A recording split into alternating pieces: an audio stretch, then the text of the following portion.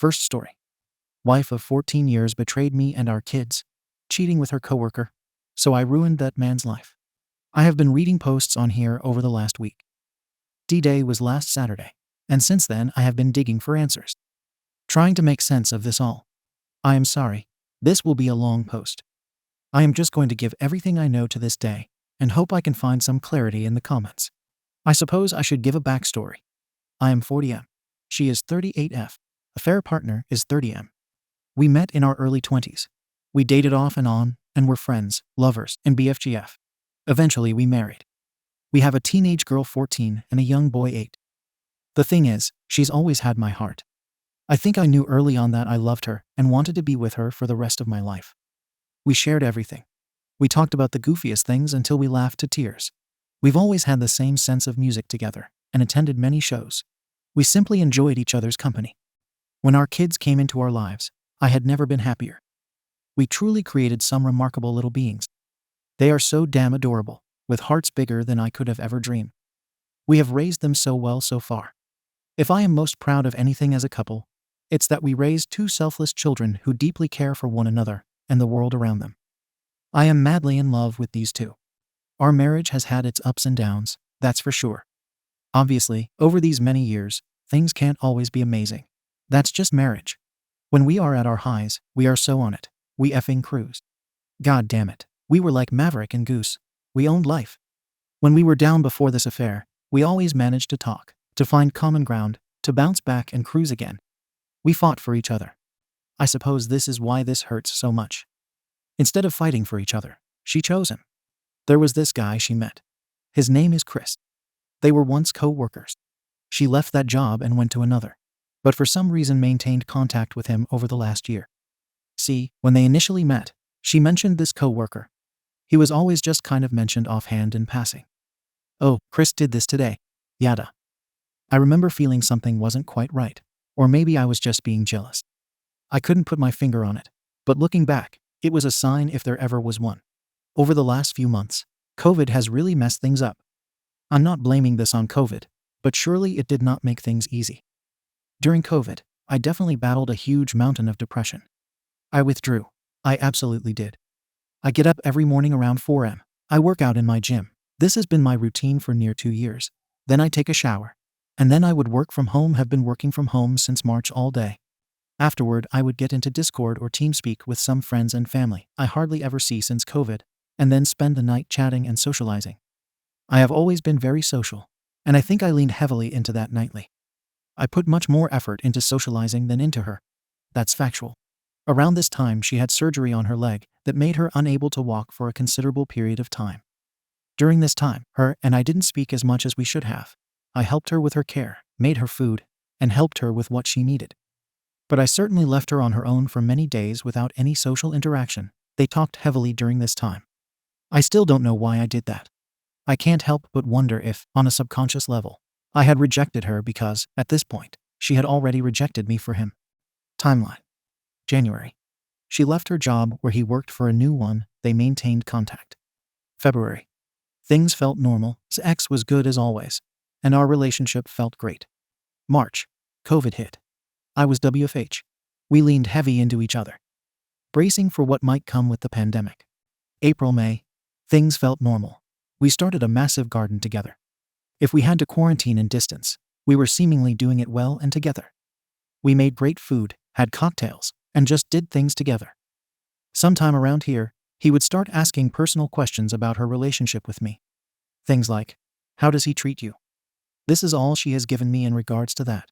I suspect the conversations went deeper than this one question. But she has been giving me little bits of truth, here and there, and a whole ton of, I don't know, or I don't remember, so who knows. June, July. She started meeting him on her lunch breaks. It's around this time they had their first kiss. According to her, she told him, this would ruin our families, to which he responded, I think I am okay with that. I think of everything I learned. This exchange of words hit me the hardest. July, August. They met more frequently on her lunch breaks. They would meet in parks, in parking lots, at her work, at his house. They massed around in his wife's bed, taking their clothes off and making each other come. According to her, they tried to have sex one time in their bed, but he couldn't get it up. This detail is something that, according to her, was a regular occurrence. A detail of importance for later. They had SX in their cars in these parking lots. During this time, I was deep into depression, and I would often vent to her about how off I felt. I remember sitting in the shower just staring at the walls, wondering if life would be easier for her, and the kids if I were just dead. I never considered killing myself, but certainly thought it would be easier if I was gone. Early September. Her leg surgery occurs early September. She's been at home for 2 weeks with her leg up and not going anywhere. They exchanged a lot of texts during this time. My depression had only grown. Feelings of being lost, like I was drowning, were daily occurrences for me. Late September. She's back to work, albeit with a cast and scooter crutch to move around. She met him at his house again, in his wife's bed. Depression was more of the same. I went hard into my workouts here. I was hitting personal records often. I bought a punch and endurance post and began boxing spar training. October to mid-October. They meet in parking lots more frequently and book a hotel room with each other. They spend an entire day together after pretending to get ready for work that day. After she leaves the room to head home, she texts me, "Phew, what a rough day. Holy F, this day hurts." That text just gutted me. At the time, I responded the way a husband would, supporting his wife after a tough day at work. Reading back on that day now as I do, trying to find signs I miss just effing stinks. I was home with our kids, working while helping them do distance learning. A stress that is not fun, juggling a kid's education while trying to remain accountable with work. A couple times in the cars she mentioned he couldn't get it up. They had also told each other they loved one another. My depression was subsiding here. I felt more confident than ever, and I knew ultimately that she was off, and I needed to know what was going on. Late October, D-Day, present. I had suspected something was up. Everything was off. So early morning before my workout, I snooped. I felt guilty snooping at first, but I found the affair. The fog had lifted, only for a new one to set in. I sometimes wish I could go back before that morning to remain oblivious. Ignorance, bliss, all of that, I suppose. I found a long text history with huge gaping gaps in discussion that was a massive flag, so I opened her Snapchat and noticed they had a very long snap streak. Something I tried so many times to get going with her makes sense now as to why we never had that streak. Here is where I found saved pics of him, telling her he missed her telling him, "I can't wait to kiss that face, mister," etc. Nauseating stuff to find, really. The kind of stuff that makes your heart die 1,000 times in a second. I gasped for breath, and I saw red. So I confronted her. I woke her up. It was 4 a.m. I flipped the light on, gave her the phone, and asked her to explain. Her first words were that she was upset that I looked through her phone. Oh, the effing nerve. She tells me they kissed once. That was it. It's never just one kiss, is it? After reading so much on here, I have discovered that they always give you just a tiny bit of truth, never a lot of it. I can't remember how I got her to tell me they had SX. But when I finally did, she said they had SX once in a car, and they only met up a few times. I think when I showed her her Google Maps history, she realized I knew more than she was letting on. She started filling me in on more details. How many times they had SX as far as she's letting on that he couldn't always get it up, that he wasn't good, just different, whatever the F that means. When I look through our phone data, I find that her average texts per month went from 500 to 4,500. On the worst day, they texted each other once every 3 minutes over 16 hours. She says most of their conversation was just random. How are you? How was your day? Hey, here's a song for you to listen to. I have a hard time believing anything she says. When asked why she did it, at first she tells me that she was lonely, and that she felt like I didn't value her. Now that reasoning has shifted to, I don't know, I was stupid. I got addicted and couldn't stop. To be clear, I am fine admitting that I was distant, but I have a very hard time taking blame for this. She could have talked to me at any point, raised her flag, and told me we were slipping, and I would have fought with my last breath to make things right. She didn't do that though. She chose him. She fell into him. She dated him. She F'd him. And they told each other they loved one another. Update. Automod removed my comment. So I found out everything I needed to know at this point. But that doesn't stop the wondering and the need to dig and find details. I feel like a psychopath. I feel like I'm not myself. I feel desperate for control, which is not like me. I'm not that person. I just want her to tell me everything I have to know. After reading so many stories like mine, the spouse, whether woman or man, always wants to know the level of deceit and details of their cheating partner's actions. I am not alone in this. These attempts to gaslight and trickle-truth me are more infuriating than the actions she committed. The day I sent everything to his wife and then confronted him. I sent it all. Everything. He lied about everything. He said my wife was making it all up because she was obsessed with him and wanted to break them up to be with him. This infuriated me. I wanted him to effing own his actions. For days I had been wanting to approach him, to scare him, to hurt him. I found him at his work, stocking shelves. He's retail. His face was deep on a shelf, so I got right up on him. He's a small little man, pale and frail looking. "Hey, Chris." Jesus, the look on his face. Through his mask, I could see only his eyes and the bridge of his nose. The absolute fear in him felt so empowering. I mean, I don't think I needed to do this looking back. But I'd be lying if it didn't feel great to take back something that he helped steal from me. "Why did you accept my Snapchat, bud? I thought we shared everything." Watching him cower and stumble backwards, his little whimpering exhale he made as he did so was like gold to me. Jesus, that felt good. I laid into him and told him how much damage he helped cause. How it was effed up. He lied about what my wife had told me, that I had evidence proving they lied and cheated. "You're a effing coward," I said to him. That felt good. But what he said back to me almost shocked me. "You're right, I am a coward." God damn it. How in the F could I feel sorry for this miserable tiny person in that moment? I actually felt sorry for him. If he hadn't said that, I would have done much more than just throw words at him. In my frustration, I grabbed some of the peanut butter off the shelf he had been stocking and threw it at his feet. Then I walked away. Later, I found out that just before I went in there, his wife showed up at his work. She pulled him outside and made him admit to it all. She also called him a coward, and then she slapped him. The justice. Hearing her tell me that day she confronted him not minutes before I did, and called him the same word I did. She told me he finally admitted it. And some of the stuff my wife told me was confirmed through him. Apparently, a couple of times he legitimately couldn't get it up. Does that make any of it better? No, it just means instead of effing 4 or so times, she told me there was intent on a couple other occasions. I learned in that moment that this man doesn't offer anything more than I do. In fact, he offers much less. I could go into all the ways I know I am better than this guy, but in the end that would just be petty and sad. I actually feel sorry for this guy. In all my frustration and hatred, I feel bad for him. So, where does that leave her? I don't know. She has made a lot of changes to start out. She removed social media, deactivated and deleted accounts, blocked his number, and suggested she'd be willing to get a flip phone instead if that would help. She's okay with me checking up on her, checking her phone and messages. For now, I think it's justified. However, I hate that this is what I am now. The adult is checking up on the child to make sure she isn't breaking the rules. She turned me into something I am not.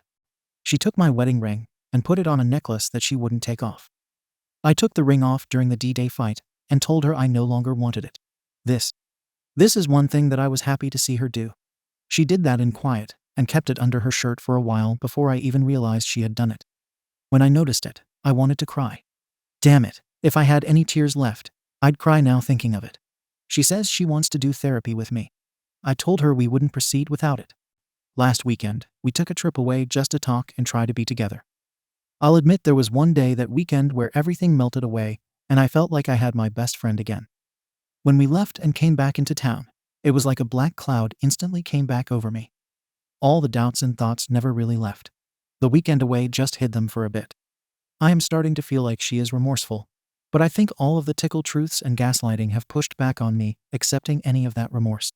I have to wonder if she was truly remorseful, why she would continue to hide even the littlest things. As if I am some weak person that can't handle it. The SX. The SX is mind-blowing. I feel there is a certain sense of primal need in this. To reclaim it, if that makes any sense. It's not hate SX at all. It's very passionate. There is love there. There is sadness. But it is amazing. It's also frequent. We have had so much SX that I think we rival even our times when we first met and had little responsibility. One thing that truly FS me up though is that for the longest time, she and I would do mild arse play on her. She genuinely likes it. Apparently, he asked her several times for anal, to which she says they never did. She would never let me actually put myself into her because she says I am too big. However, in all the details that have come out, she informs me he's smaller than me. Now, all of a sudden, She's open to the idea of anal as X. After years of just smaller toys and fingers and such during intercourse. Now all of a sudden, she's okay with me putting myself inside of her. Maybe she gave that intimate thing to him and is trying to make amends with me by giving it to me. Or maybe she genuinely didn't give that to him and wants to give it to me. How can I know one way or another? This thought f's with me so much. However, who knows how sincere this all is? Is it because she's caught? Is it because she's scared to lose our family? Scared of embarrassment? Our oldest, at least, wouldn't forgive her for a long time, I know. She's old enough to understand. Our youngest may be just old enough to understand. Either way, they wouldn't like to hear what their mother did. Why our family was broken up. I always come back to this. They could have ended it at any point, yet they didn't. And if not for me catching her, they could be in a parking lot right now at this very moment effing. Would they be? So for me. Now I am leaving out of state for a while to work remotely from a family member's house. I need the space, but fear it so much as well. I will take a long period of time to process all of this. If I want to move forward, if I think it's even worth it to try. I want to see her fight for me, but sometimes my heart gets in her way and I give her too much. Up to this point, I wonder if I am letting her off easy. If I am compromising too much and giving her cop-outs from owning what she did. Even if I was distant as a husband. Even if she did feel lonely. She started this journey, not me. She chose him, not me. As far as I am concerned, she left me in the shower staring at a wall, wondering if it would be easier to be dead. Second story. Mom cheated with my dad's best man, also my godfather, and is now threatening to kill herself, demanding 75% of my dad's assets to settle for the divorce, while blaming my sister for exposing her affair and her family harassing my dad. Dear Reddit. 6 weeks ago, my mom suddenly left home after an argument with her sister. Sister then tells me that mom cheated on dad with his best man, and a man who is also my godfather, who also lives with his family literally 100 meters from us. My dad was in the store for groceries and stuff, and when he came back home we told him. Considering that my dad can't live with her anymore, and neither can I or my sister, mom spent some time with her family brother and niece's homes. Then she even spent some time at her sister's place before coming back to her brother's and niece's homes. A few weeks ago, they agreed to go to court together and file a divorce. Then my mom a few days ago wanted my dad to sign one particular contract, a donation agreement, so to speak, through which he donates half of his 1/1 ownership of the house to her. My dad didn't sign it obviously, because if he did, after the divorce she would have 75% ownership and full control of it. It's beyond comprehension since dad from the beginning told her she would get 50% of everything, including the house. One day after that, I was messaging with her on her phone Viber, with my sister and dad by my side. In a somewhat heated exchange because of her ploy, I told her that dad will sell the house for pennies to the third party, and she can't get anything even with a lawsuit if that party doesn't know that they are divorcing. She threatened to kill herself. I immediately called her, and she was shouting about killing herself, also saying goodbye. She was online on Viber some time after that. Meanwhile, she didn't pick up her phone, and her family allegedly had no idea where she was. We went to the police, told them about her message and phone call, and they started searching for her. The next day, yesterday, we got a phone call from her family, saying that she returned to them. We picked her up, but had a huge fight with them. One of her family members locked me and my sister in her place, while we went to help her with mom's stuff and literally told my sister, if a single hair drops from her head, I will be coming for you first. I know we can report this to the police, but what the actual F? We obviously don't know what mom told her family, especially about my sister. But we are suspicious that she is blaming my sister for everything. We also don't trust anyone in her family anymore, since they have been trying to manipulate all of us since the beginning, acting like her cheating on dad and us is nothing and normal, and also as we believe that she tried to take house on their incentive. After that, police came for a final report to our home, and they brought an emergency team. Standard protocol in such situations is hospitalization, but she signed the papers that she doesn't want it. She kind of got better during the day, but considering everything she and her family did, we don't know if she's acting or is in a really bad condition. She smokes, drinks coffee, and, at moments, speaks normally, especially with her sister on the phone. Then sometimes just stares at blank spots. Dad tried to speak with her a few times already. But when he mentions that they have to divorce, she threatens self-harm if he divorces her. This morning she even got to the floor by herself and started to hit her head on the ground. She is our mom. She took good care of me and my sister. We want to help her. But we are lost in this situation. We want to stay in contact with her after the divorce and moving out. But she is essentially blackmailing Dad and us, saying that if we leave her, she will commit self-harm. She is very stubborn and obviously cannot accept responsibility for her actions. If we don't manage to talk some sense into her, we will have to call the police and emergency team, stating that she is blackmailing us, threatening with self-harm if Dad we leave her. Then again, she would accuse us of putting her to psychiatry, and obviously, her family will blame us as well. My dad is a good, hard-working man and retired professional soldier, with almost 1,000 days spent in war combat. As you can guess, he's been through a lot. But this situation is taking a heavy toll on him, and I fear for his health as well. He already lost 10 kilograms. My sister caught Mom with this man and saw various messages on Mom's phone with this man, and sadly, because of Mom's behavior, she ended up on psychiatry twice already, to receive an infusion first time, and an injection second time and help. In periods of calmness, she managed to finish her final thesis at uni, and is supposed to start her first year of master's in a few weeks. I myself graduated 2 years ago, and am currently looking to switch my career to the IT sector. Currently, I have one job offer in the other city, the city where my sister goes to university. But I am in the middle of salary negotiations, and hopefully I'll get that job. We just want to continue with our lives as best as possible, because this vacuum of situation that Mom caused is insane. Since the beginning, we wanted to peacefully, and in mutual agreement, resolve this situation. My dad is open to leaving the house to her for now, until it's sold and money is split. 3 of us would, in the meantime, rent a place somewhere else. But my mom, as I said, is not open for cooperation and is threatening self-harm. I am sorry for this wall of text, especially if it's not coherent. Advice will be highly appreciated. TLDR. Mom cheated on Dad with his best man, who is also my godfather. We are all taking a heavy toll. Mom went missing 2 days ago, and we alarmed the police. Now she threatens to commit self-harm if Dad divorces her, even though they already mutually went to the court to file for the divorce. Their first hearing is in a few days. Edit. If there are other subreddits that might provide advice for such a situation, I would be happy to hear about them. Third story. I just found out my mom was the affair partner to a married man who left us for his family. And my stepdad is actually my uncle, while the twin I thought I had is my half-sister. First, I want to share some suspicions I have. Second, I know this will sound like the plot of The Parent Trap. Please don't write me off. Let's start with the basics. Dad left when I was 3. From what I've gathered, it was a non-violent, yet ugly situation of loathing between the two. Mom has only talked about it once, and I suspect she regrets telling me. I'm a 24-year-old male, BTW. My earliest 2 memories include a girl. In the first, we're in a room in my maternal grandparents' house, deciding that we're shy and don't want to talk to people. So when they ask us our age, we'll simply hold up 3 fingers. I'll never forget that moment, partly because I think it's the first time I ever held up 3 fingers at the same time. It was a new sensation. But she was there. A girl. I've ruled everything out. My grandmother's peers, neighbors, none of them had kids that age.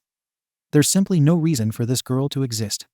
She's in another memory, a similar one, probably from the same time.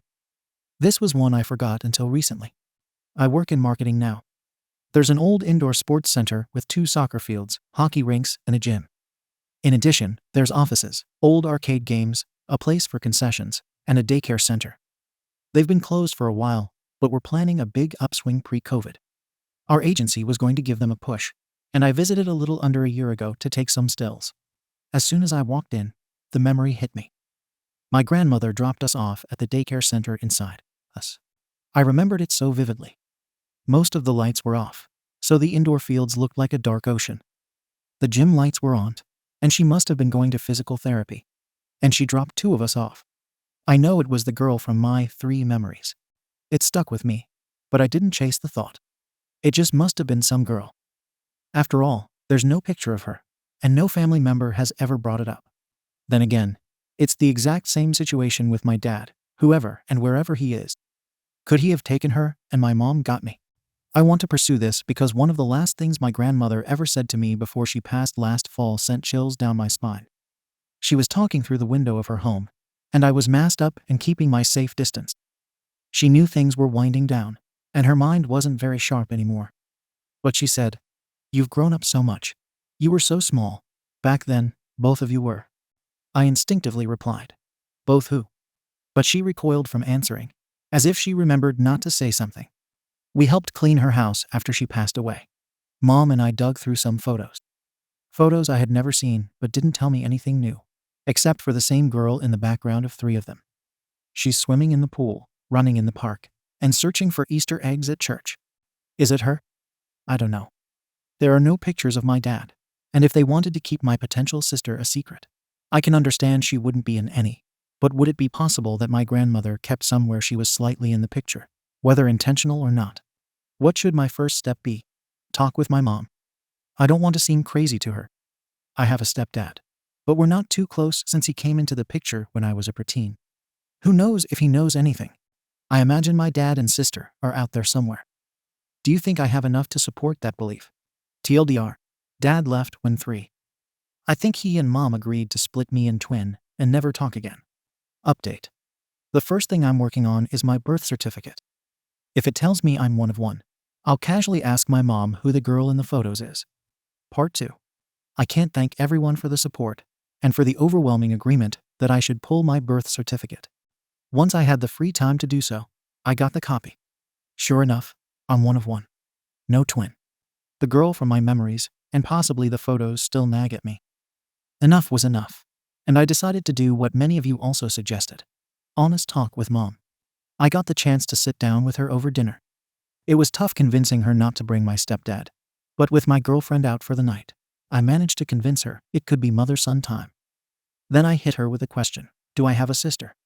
Her reaction wasn't what I expected. It was almost like she was glad. Why do you ask? I told her everything I told you guys, my memories, Gma's slip up, and I showed her the photos we took from Gma's house. She was silent for a second. That would be your half-sister. She asked if I was ready and told me the whole story of her and my dad, filling over the gaps, and, well, it's kind of SHTTY. My mom and I were a second family. My dad and half-sister's mom was married, and we were family friends. Dad cheated with my mom, and the timing couldn't have been more perfect. My half-sister and I were born within a month. Mom knew we were on the side and continued to go along with it, and my grandmother would babysit both of us. This is the time where all the memories and photos come from. When we were about 3, my half-sister's mom got wise to the truth and insisted her family move away and cut off all contact. Obviously, that's exactly what happened. Mom wasn't happy, as she liked the arrangement and took it like a bad breakup. Mom and Gma, the only 2 who knew who my dad was, decided not to tell me. In a bit of not SHTTY news though, he's allegedly been financially supporting us the whole time. Just a bit here and there, but enough to make my life as comfortable as it was. Then Mom told me their names. She wants to be left out of it if I try to make contact, but I'm not sure I will just yet. That's a personal thing to figure out, and I think I'll take my time. But some social media searching led me to my half-sister's profile. I broke down in tears when I saw it because, even 20 years later, I recognized her. So, she's not my twin. But my half-sister is out there, and she's exactly who I remember thought she was. Thank you all for the support. Part 3. First off, I don't really need anything solved. I just wanted to share an update since so many people have expressed interest. Thank you for your kind words. Hey, it's the guy who thought he had a twin sister, but discovered he was actually a part of a second family. It's been an interesting couple of months. Well, where did I leave off? Not long after I discovered the identities of my biological dad and half-sister from my mom, my stepdad sat me down. It was pretty generic. You're my stepson. Yes, but you're a son to me stuff. Like I said in a previous post, he's a good guy. We're just not the closest. He looked like he wanted to say something else. However, he lingered, opened his mouth, and then closed it. I left my room with a polite nod, and that was that. I didn't pay it too much attention at the time. Here's some important background on my stepdad. He started dating my mom when I was 12, and they got married when I was 15. Like my mom, he doesn't do any social media and holds a steady job. He's a middle-of-the-road normal guy. I never thought he'd have skeletons in his closet, too. See, I have my mom's last name, and, in a sweet move, my stepdad took our last name when they got married. I'm the one joining your family, he would say. He's one of the nicest guys I've met. More on that later. My mom told me a bit more about the arrangement with my dad when he moved away with his wife and daughter. She said that my dad supporting us financially wasn't as simple as him mailing a check every month. but she didn't elaborate too much. So, I have access to the names and contact information of my biological father and half-sister. They live on the other side of the country and seemed pretty normal. With a lot of nervousness and doubt, I decided to reach out. I'll spare you the whole process. A couple of texts, a couple of days pass. Dad and I have a video call. And then, when it seems like an awkward journey is coming to an end, how about I fly you out here? Lots of soul searching and mental preparedness later. I set cross-country to meet my, as I've been calling them, half-family. I was shocked. My dad was like me, a huge nerd and collector. His wife was very nice, and even took me aside one time to share. She had no ill will towards me, and not even much towards my mom anymore. She apologized for being the one to keep me from my dad so long, but I let her know she wasn't to blame. And my sister and I have become best friends in the past 6 months. The headline here is, she remembered me, too. She has several more memories than I. She can't remember the 3 thing, but she remembers daycare at the indoor athletic facility and told me about riding little battery-powered 4-wheelers at Grandma's. I remembered it as soon as she said it. We are twins in all but mothers. We've become pen pals, discussing our families and what our growing-up experiences have been. And, it turns out, it's a good thing I had her for support when what happened. I visited their home in the Pacific Northwest this summer, when there was an insane heat wave. They have no AC in the home, no need for it, so the house was consistently reaching 90 degrees. We're sitting around one night, my half-family and I, sweating on the deck. The sun had sunk behind the mountains, and we were sharing some beers and telling stories. Dad was telling a story about a day he skipped school while his brother went to school, and Dad got away with it because his brother signed his attendance sheet, my dad's wife said. My stepdad's name has always been punctual, and my dad said, quickly after that, yeah, we all know that, even you and on. We all kind of froze. My sister looked just as confused as me. My dad's wife stared silently into her glass, and my dad sighed. Yeah, I didn't know how to tell you about this part. I was thinking he might want to. Here's the shocker. So, way back when my half-family left, my dad had his brother, my uncle, take care of the family. Bring by groceries. Fix up the house. He helped us out a lot, and for the first decade of my life, he was kept distant from me. But then he and my mom fell in love. I was a preteen when I was introduced to him as my mom's boyfriend. My dad was shocked by the relationship and cut off contact, and my uncle married my mom when I was 15. Once I was sure everything was finally out in the blue, I think I was okay. My stepdad uncle and my dad don't really talk anymore for obvious reasons. I had an enjoyable rest of my visit, but dreaded coming home to confront my stepdad. Uncle, God, I wish you all could have known how I felt. Once back, I sat my mom and stepdad down. I know you're my uncle. Just like every other problem I've had over the past year, it resolved much more easily than I could have imagined. I begged my parents, all of them, to tell me everything I don't know. I'll keep personal conversations personal beyond this story. But, for the first time in my life, I know everything about myself. I know it's messed up. I was part of a second family. Grandma was forced to keep secrets. Not knowing my real dad, or even the existence of my half-sister. My stepdad being my uncle. But I've turned out okay. I'm in a steady relationship and have a good job. And I'm barely in my mid-20s. I've learned valuable lessons from the mistakes of my loved ones, and I want to leave you with this. My parents have had the weight of the world on their shoulders for 20 years. In the past couple of months, we've found cathartic healing and a stronger bond than ever. Forgiveness is in the air. I like to think my grandma knew this would happen eventually. Don't keep secrets from your loved ones. But if you have some currently, approach the situation deftly and honestly. Times will be tough, but the light at the end of the tunnel is relieving. I'm not confused anymore. My family has doubled in size physically and emotionally. For the first time ever, we'll continue to grow as one. TLDR, my stepdad is my uncle. Update. I know this isn't a post asking for help. I just wanted to update everyone since I've had hundreds of messages over the past couple of months. Thank you all. Thank you for watching the video. If you are interested in listening to these kinds of stories, we've got more in store for you. Simply subscribe to our channel, hit the like button, and share it with your friends.